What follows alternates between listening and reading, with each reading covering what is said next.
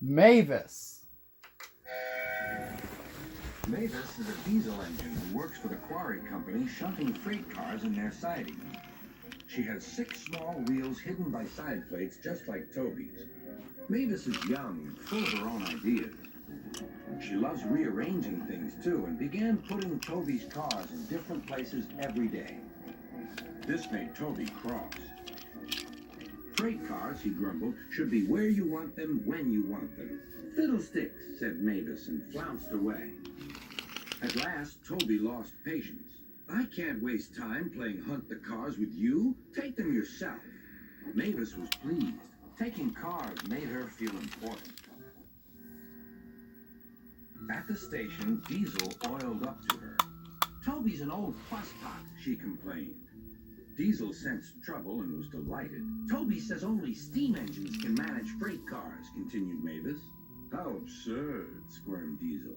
Depend upon it, Mavis. Anything steam engines can do, we diesels can do better. Diesel knew nothing about cars, but Mavis didn't realize this.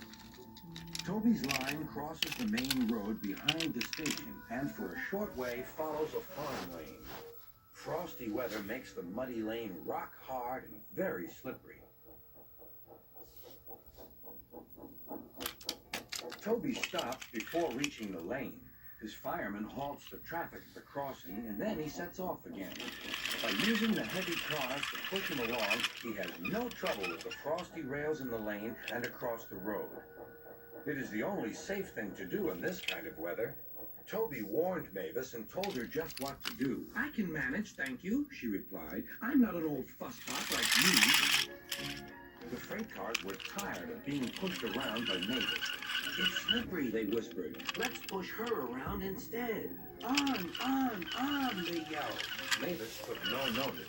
Instead, she brought the cars carefully down the lane and stopped at the level crossing. All traffic halted. One in the headlamp for fusspot Toby, chortled Mavis. But Mavis had stopped in the wrong place. Instead of taking Toby's advice, she had given the cars the chance they wanted. Hold back, they cried. Grrr, ordered Mavis. The cars just laughed and her wheels spun helplessly.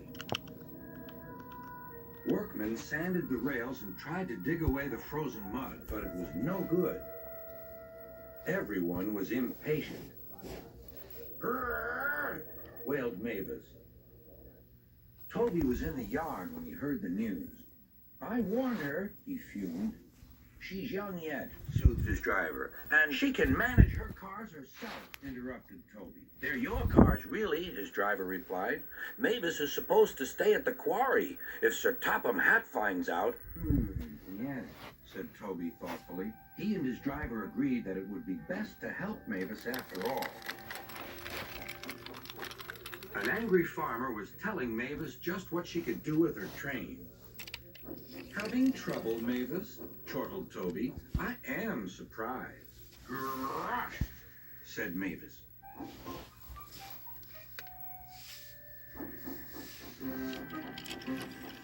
With much puffing and wheel slip, Toby pushed Mavis and the freight cars back.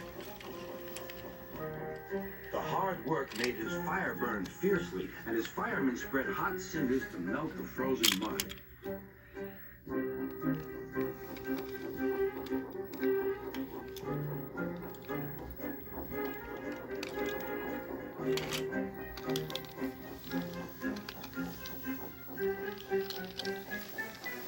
At last, they finished. Goodbye, called Toby. You'll manage now, I expect. Mavis didn't answer.